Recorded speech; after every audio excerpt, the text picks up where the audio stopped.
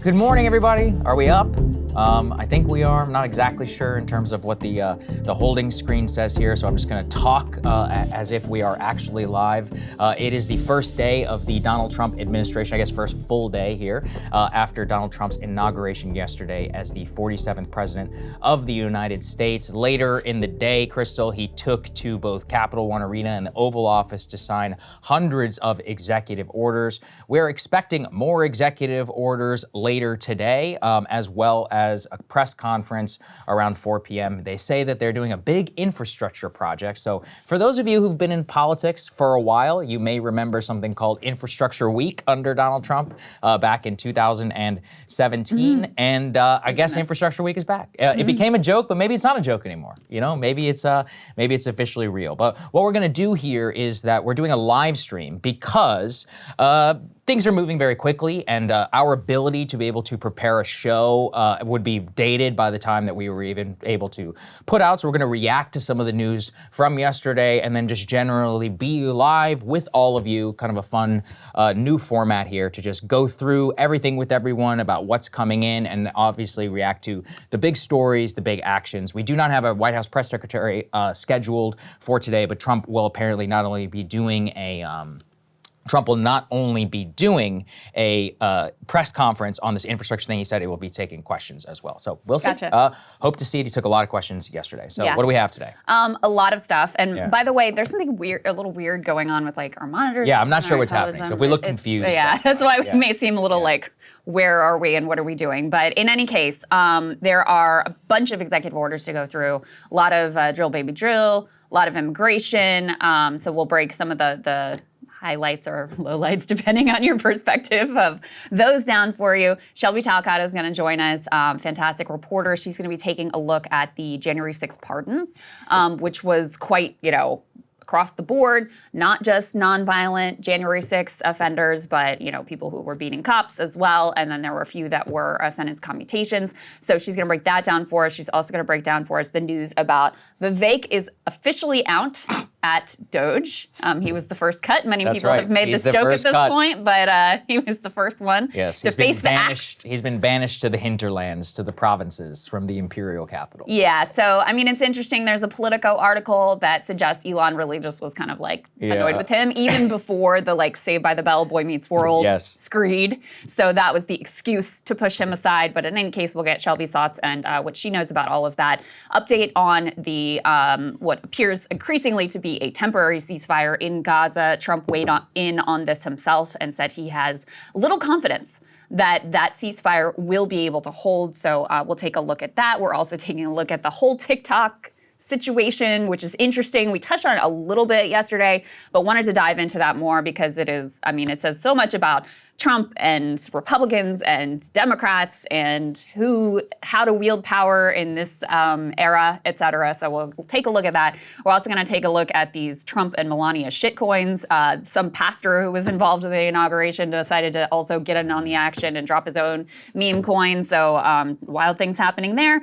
And a little Elon awkward gesture controversy that has the internet and the media and all the people are talking about this. So Saagar and I will take a look. Yeah, I guess we can debate it because I'm pretty sure I know what you're going to say. But okay, all right. Pretty sure I know what you're going to say. Let's go say. Yeah, that's right. I don't think there's anything that original to say about it. But yeah, so be it. I guess that's what the people want about Elon and Nazism, etc. So everyone get ready for a Roman salute history lesson. Oh, right? boy. If that's what people want, if we're going to do it, let's do it. Let's start off with Donald Trump. I apologize, everybody. I just want everybody to know this. I got like 4 hours of sleep last night, and I was out very, very late. And as people know here, I'm a baby about my bedtime, okay? I need my 8 hours, and so I've got 2 cups of coffee and a Diet Coke here. Bear with me with the slips and everything. Since we're live streaming, we're keeping it casual. You can call him Donald Dump all you want, in my opinion. Yes, that's right. I'm going to start sounding like Kyle, But anyways, let's go with Donald Trump in the Oval Office. Producers, can we please cue up the clip? Just come in my ear and tell me whenever it's ready. Trump was in the Oval Office office for a long time yesterday, actually much later than he was originally scheduled to, signing multiple executive orders. Some of them are posturing, some of them will take effect immediately. One of the more high-profile ones, as opposed to January 6th, was this order on birthright citizenship. So let's take a listen, if we can, to what happened in the Oval Office whenever he was signing that. This next order relates to the definition of birthright citizenship under the 14th Amendment of the United States. Good. That's a good one. Birthright. That's a big one. What about that one in the course? That one is likely to be challenged. Could be. We think we have good grounds, but you could be right. I mean, you'll find out. It's ridiculous. We're the only country in the world that does this with birthright, as you know. And it's just absolutely ridiculous. But, you know, we'll see. We think we have very good grounds. All right, so what we have there from Trump was one of these birthright citizenship orders. It was part of a slate of executive actions. Guys, can we go ahead and put the Trump executive orders, New York Times tear sheet, please, up on the screen so I can just read through a bunch of these. So, for example, one of the more important ones on the federal workforce was freezing of federal hiring. This is a resumption of a policy that was held under the first Trump administration. One of them was to grant top security clearances to the White House staff. There was also some, like I said, some symbolic stuff, stripping John Bolton and a few others of their own security clearances. Yeah, all the people who signed on to yes, that, like Hunter Biden, letters. Infamous, right. Oh, it has the hallmarks of Russian disinformation. That's all right. of They've them been had stripped of their security clearance. I didn't even know that those people got to keep their security clearance, which is kind of ridiculous. Probably should terminate on your end of government service, whatever. On immigration, we are going to, quote, bar asylum for people newly arriving at the border, move to end birthright citizenship. That's the one that we just showed you. That is going to face constitutional challenge within the hour and will quickly make its way to the United States Supreme Court. It is actually an interesting question because the way that the executive order is phrased is specifically trying to target people who are in the country illegally. So it gets to this question of temporary visa status and the citizenship of the people who are born in the United States from those parents. I don't know. I've talked to a bunch of different lawyers. The odds generally seem to be against Trump. It would probably have to change a constitution. It's like the census, you know? The census, the way we do the census is ridiculous, but it literally says in the Constitution that you have to do the census that way, and nobody seems like they want to change it. So there's that one.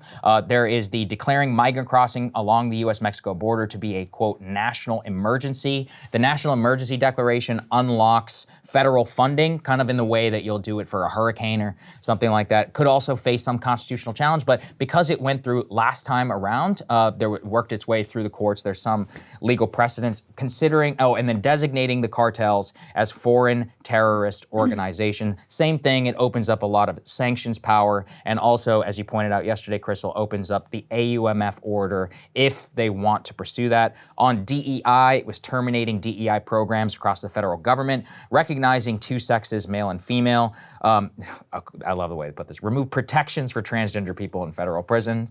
Tariffs, this is actually arguably the most important one here for everybody. So this is basically a confirmation of what Jeff Stein had previously reported. There is no, quote, day one tariff going into effect. The way they are doing this is moving it through the federal process for a study. So what he's effectively said is we're going to carry out a full review of the U.S. industrial and manufacturing base. The reason that you have to do that is that legally, to be able to impose tariffs, you need a justification. So there's some 180-day period where the government goes out, assesses, does a review, and based on that review, you're allowed to then declare a tariff based on a national security basis. The reason why you need to do the study is to survive legal scrutiny. So this is the beginning of the legal process to get us to tariffs, but it will not come through 100%.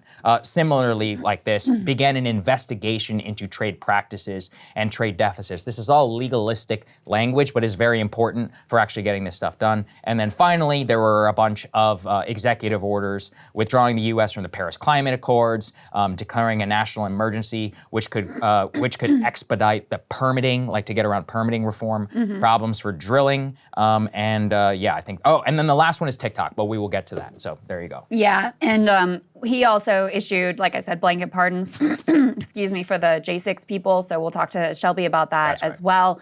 A couple other things, he rescinded a bunch of Biden executive orders, a couple of those that are interesting. One of them was aimed at reducing prescription drug prices for people who are on Medicare and Medicaid. That was reversed by Trump. Another one that is significant that we can also talk about a little bit in the context of the latest with regards to the ceasefire is, you'll remember Biden put into place an executive order allowing them to sanction extreme, violent Israeli settlers. That has been applied to some roughly 33 people. He rolled that back as well, and this is consequential right now in particular because settlers are rampaging and rioting like crazy in the West Bank, of course, oftentimes with the backing of the Israeli government. That has been rolled back. Two additional things just to note here, and can get your take on too, Saagar. So Jeff Stein is reporting about the latest indications with regards to Trump and the tariff regime. Mm-hmm.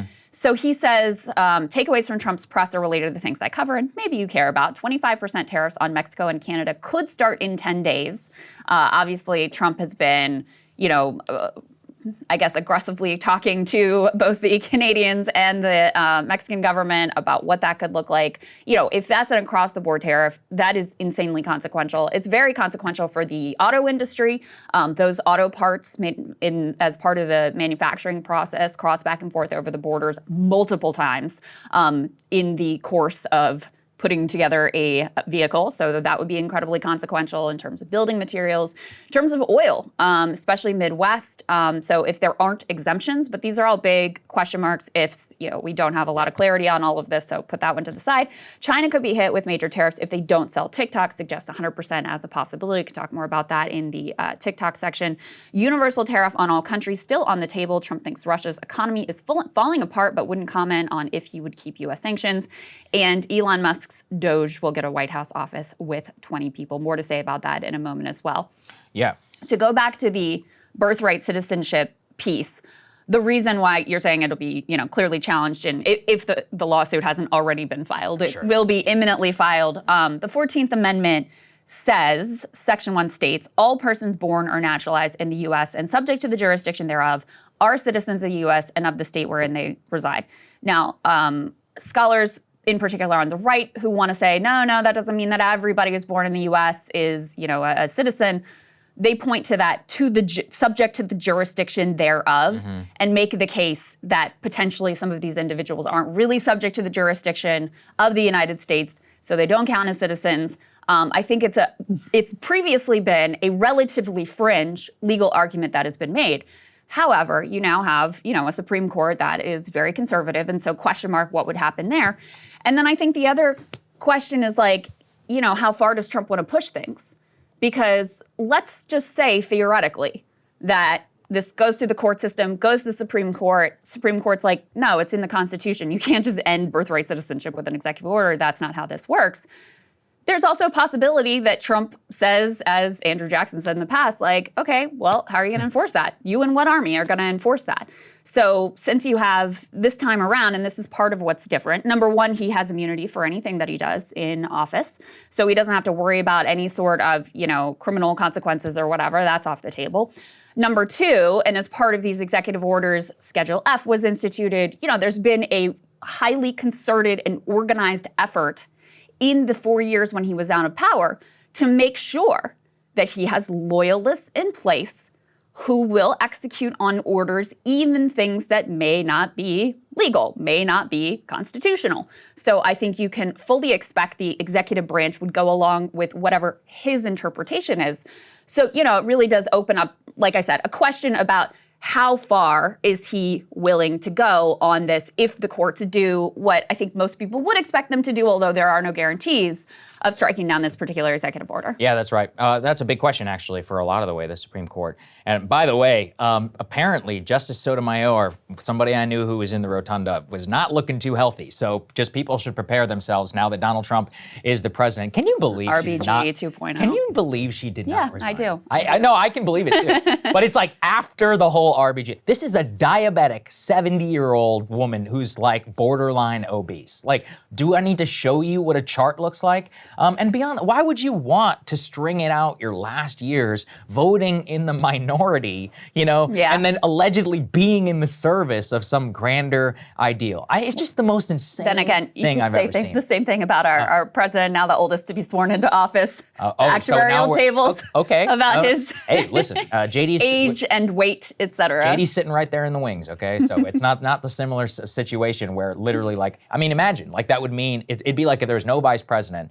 and you were that old and you could have risked it to bring in a Democrat. That would be an insane situation. It'd be like if the person who was going to take over for Trump, if he it's like Nancy Pelosi. Pelosi, exactly. Or like Barack Obama or something. Was the speaker, and they're like, oh, I'm just going to chance it, and maybe a Democrat will become the president of the United States. So that's what she's decided to do. Overall, with the executive orders, what I would say broadly is that this is a result really of preparation over the last 4 years. And I made this point in our stream yesterday, but I want to reiterate it here for people. I think it's really interesting to consider that Trump is actually at the absolute apex of his powers because he was not in the Oval Office for the last 4 years. Both culturally, with Joe Biden nuking the Democratic Party. I think they have the lowest approval rating for the Democratic Party in modern history. According to Gallup polling, he wins the popular vote. But more importantly is the last 4 years were a battle test of the GOP. Back in 2020,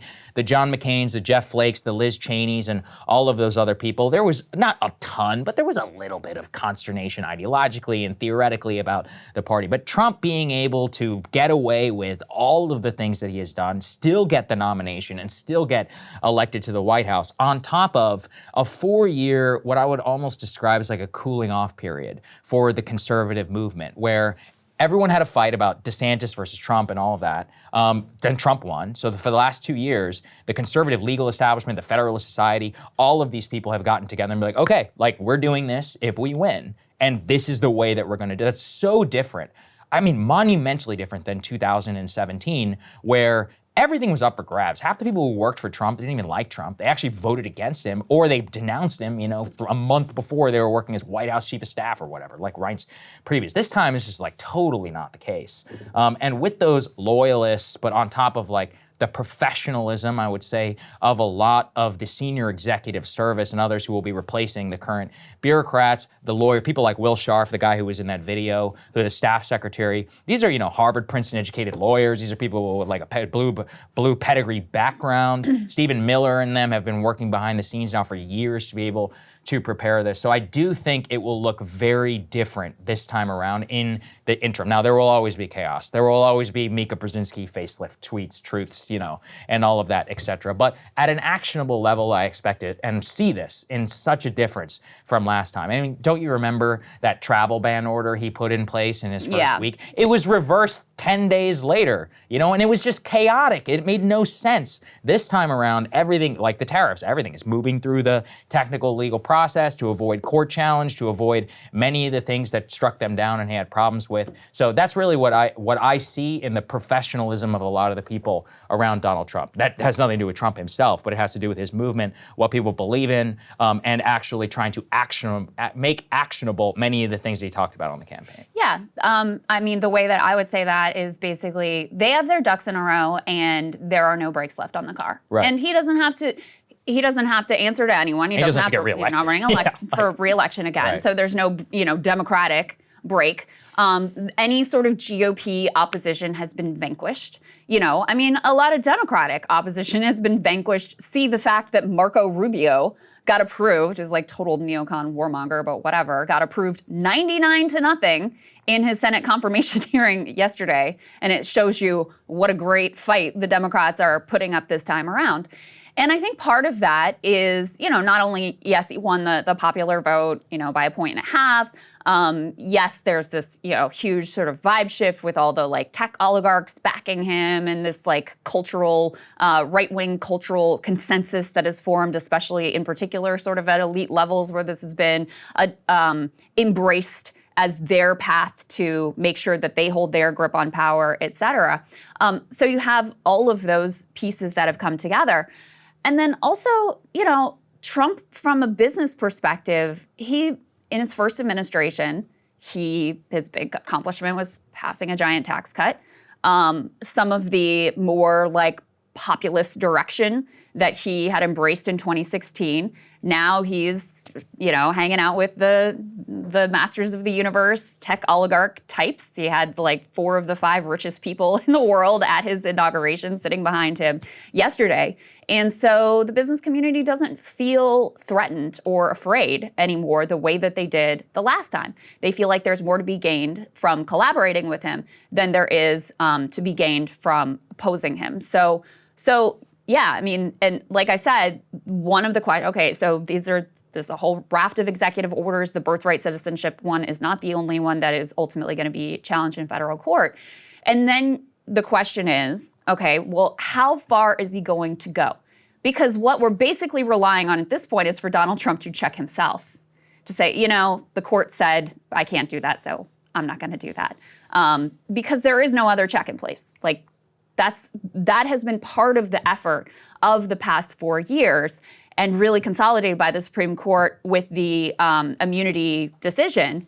That has been the project for the last 4 years, is to make sure there are no possible checks in place. And yes, they've been very successful at that. So, if I have to look at these executive orders, I read through the entire, thread listing all of them. There were quite a number of them, a lot of them in a lot of different directions. There was some like woke DEI, anti-DEI stuff, the transgender, there's only 2 genders, one. But I think the bulk of them, the impetus is on a really militarized, aggressive immigration approach. And then the, really opening up, getting rid of any semblance of concern about climate, obviously withdrawing from the Paris Climate Accords. I mean, nobody's been following those anyway, so I don't know how consequential that is, but rolling back things like the EV tax credits, making sure rescinding any restrictions on where you can drill, et cetera. So, from my perspective, at a time when we're seeing more and more extreme climate emergencies, including the ones we just saw in LA, I think that's a disastrous direction to go in, but those are the 2, major pushes here in the early days of the Trump administration. Yeah, I mean, and that actually gets back to inflation, because one of the things that was most effective for Donald Trump was gas prices whenever he was president. It's one of the things he's talked about the most. That's the reason why they're doing it. And that's largely, it's to actually try and drop the price of gas, and more importantly, to actually increase oil export for a lot of these people, which is a huge priority of the oil and gas companies. And the tariffs would potentially cut in the opposite direction. Yeah, that's right. They actually could. Yeah, although depending on how, what the tariffs end up being would determine. It would be interesting because it could actually increase net export of natural gas and oil if we do tariff, because then we wouldn't be bringing as much. Or so, yeah, it would decrease our net exports, which is kind of the opposite of where the oil companies and all of them want to go to. Hey, if you like that video, hit the like button or leave a comment below. It really helps get the show to more people. And if you'd like to get the full show ad-free and in your inbox every morning, you can sign up at breakingpoints.com. That's right. Get the full show, help support the future of independent media at breakingpoints.com.